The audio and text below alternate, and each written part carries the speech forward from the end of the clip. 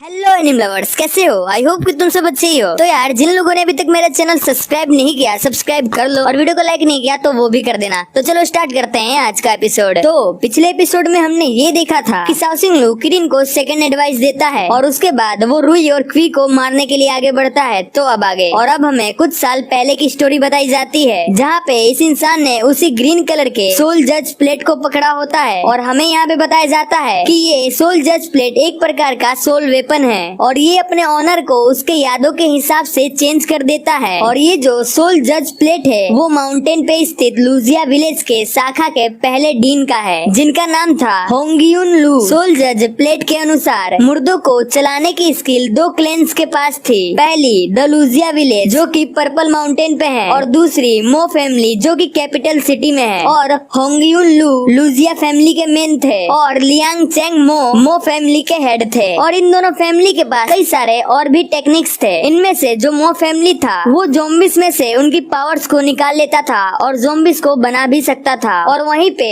जो लू फैमिली था वो ज़ॉम्बीज के सोल को इकट्ठा कर सकता था और उनकी पावर्स भी ले सकता था। और अब कुछ समय के बाद कैपिटल सिटी के हेड स्कूल द्वारा होंगयुन लू के ऑफिस में एक औरत को भेजा गया जिसका नाम यांग मो था। और ये औरत बहुत ज्यादा खूबसूरत और टैलेंटेड भी थी। और फिर कुछ समय के बाद ये दोनों एक दूसरे से प्यार करने लगे, यानी कि होंगयुन लू को और यान मो को एक दूसरे से प्यार हो गया और सब अच्छा चल रहा था। लेकिन अचानक से एक दिन बहुत सारे ज़ॉम्बीज ने अटैक किया, लेकिन इन दोनों ने मिलके स्कूल और लूजिया विलेज को बचा लिया। लेकिन उन ज़ॉम्बीज का एक ज़ॉम्बी किंग भी था जिसने होंगयुन लू पे अटैक किया, लेकिन उसको बचाने के लिए यांग मो ने खुद को कुर्बान कर दिया। और यांग मो के घायल होने की वजह से होंगयुन लू ने अपने आसपास एक शील्ड बना ली, लेकिन वो शील्ड भी धीरे धीरे टूटने लगी थी क्योंकि ज़ॉम्बी किंग उसके ऊपर बार बार अटैक कर रहा था। और फिर बहुत ज्यादा घायल होने के बाद यांग मो ने होंगयुन लू को ये बताया कि वो अपने चाचा के कहने पे यहाँ पे आई थी उससे मुर्दों से शक्ति निकालने की स्किल सीखने के लिए, लेकिन मैं यहाँ पे आने के बाद तुमसे प्यार करने लगी और मैंने उन्हें कुछ भी नहीं बताया। और यान मो को अब ये पता चल गया था कि होंगयुन लू भी अब नहीं बचेगा, इसीलिए उसने अपने अंदर ज़ॉम्बी के बीज को डाल लिया जिसकी मदद से होंगयुन लू उसको अपना सर्वेंट बना सके, यानी कि ज़ॉम्बी सर्वेंट बना सके। और उसके बाद वो मुस्कुराते हुए एक छोटी सी स्माइल के साथ मर गई। लेकिन जब होंगयुन लू यान मो को अपना ज़ॉम्बी सर्वेंट बना रहा था तब उसे ये पता चला कि यांग मो प्रेग्नेंट है और वो अपने बच्चे को बचाने के लिए उसने सभी मैजिकल पावर्स को एब्जॉर्ब कर लिया। और फिर वो अपने बच्चे के पैदा होने के बारे में सोचने लगा। और फाइनली होंगयुन लू ने अपने न्यू ज़ॉम्बी सर्वेंट यानी कि यांग मो के साथ ज़ॉम्बी किंग को हरा दिया। लेकिन लड़ाई खत्म होने के बाद होंगयुन लू को उन ज़ॉम्बीज के जागने के बारे में कुछ अजीब सा फील हुआ और वो फिर वापस से अपने गांव आ गया। लेकिन वो अकेले आया था क्योंकि उसने यांग मो को और अपने बच्चे को बचाने के लिए उन्हें एक गुफा में छुपा दिया था जिससे लोगों को उनके बारे में पता ना चल सके। लेकिन जैसे ही उसने गांव में कदम रखा गांव के लोगों ने उसे घेर लिया और उसे मारने की कोशिश की। और फिर पता चला कि होंगयुन लू के जाने के बाद वहाँ पे उसके पीछे से लाइचिंग मो आया था और उसने गाँव वालों के बीच में ये झूठी खबर फैला दी कि होंगयुन लू को एक बीमारी हो गई है और वो बीमारी फैलने वाली बीमारी है, तो इसीलिए होंगयुन लू को मार दिया जाए। लेकिन लेंगचेंग मो के कितना भी टॉर्चर करने के बाद भी होंगयुन लू ने उसे वो स्किल नहीं बताया या फिर नहीं सिखाई जो कि उसे चाहिए थी, क्योंकि वो जानता था कि अगर उसने ऐसा किया और लिंगचेंग मो को वो स्किल सिखा दी तो ये बहुत बड़ी मुसीबत खड़ी कर देगा। लेकिन कुछ दिनों के बाद होंगयुन लू का एक शिष्य उससे मिलने के लिए वहाँ पे पहुँच गया चोरी छुपे, लेकिन वो होंगयुन लू को वहाँ से बाहर ले जा नहीं सकता था। तो होंगयुन लू ने उसे बताया कि उसने यांग मो को कहाँ छुपाया है और वो